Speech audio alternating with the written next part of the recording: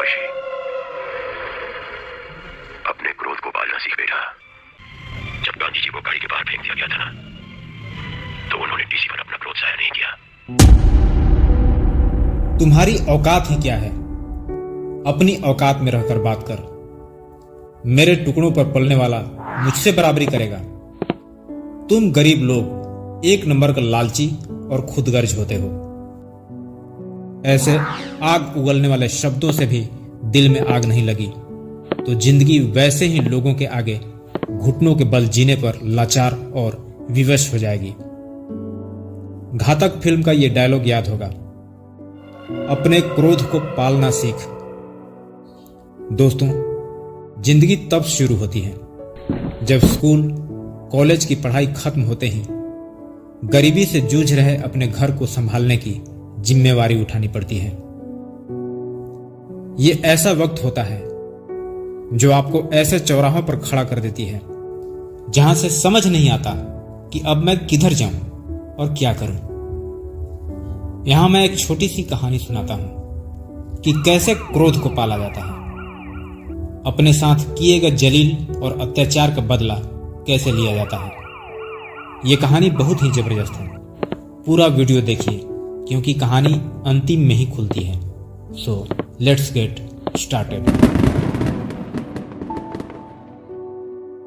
अभय एक छोटा सा गांव का रहने वाला लड़का बड़ा सपना लेकर शहर आता है।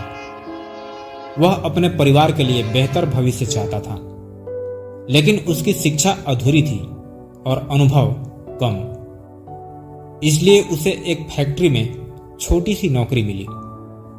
उसे हर महीने केवल 5,000 रुपए मिलते थे।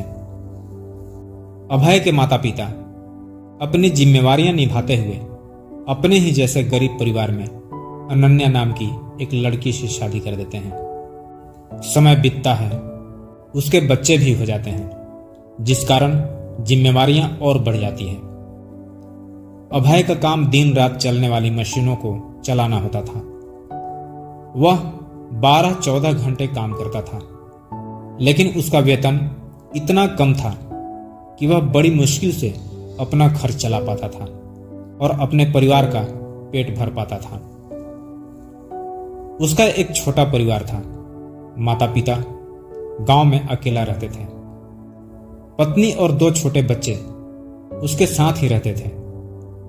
उसकी पत्नी अनन्या घर के खर्चों को चलाने में उसकी मदद करने के लिए कभी कभी दूसरों के कपड़े सिलती थी।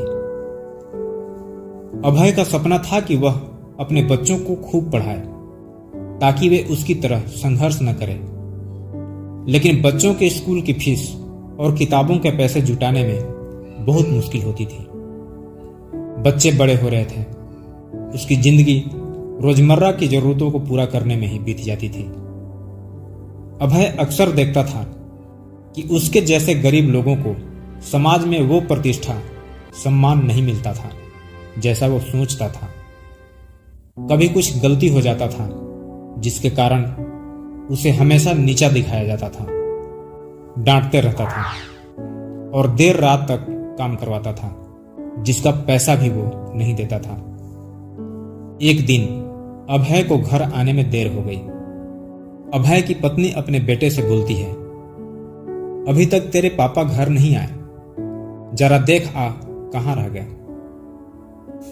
12-13 साल का बच्चा देखते हुए फैक्ट्री तक चला गया। तभी उसे जोर जोर से ऊंची आवाज सुनाई पड़ी, 2 कौड़ी के नौकर हो तुम, तुम्हारी औकात ही क्या है? अपनी औकात में रहकर बात कर। मेरे टुकड़ों पर पलने वाला मुझसे बराबरी करेगा। तुम गरीब लोग एक नंबर का लालची और खुदगर्ज होते हो। अभय ये सब चुपचाप सब कुछ सहते रहा, क्योंकि परिवार चलाने के लिए उसे नौकरी की सख्त जरूरत थी। अचानक से अभय ने अपने सामने अपने बेटे को देखा। उसने गुस्से से तिलमिला उठा।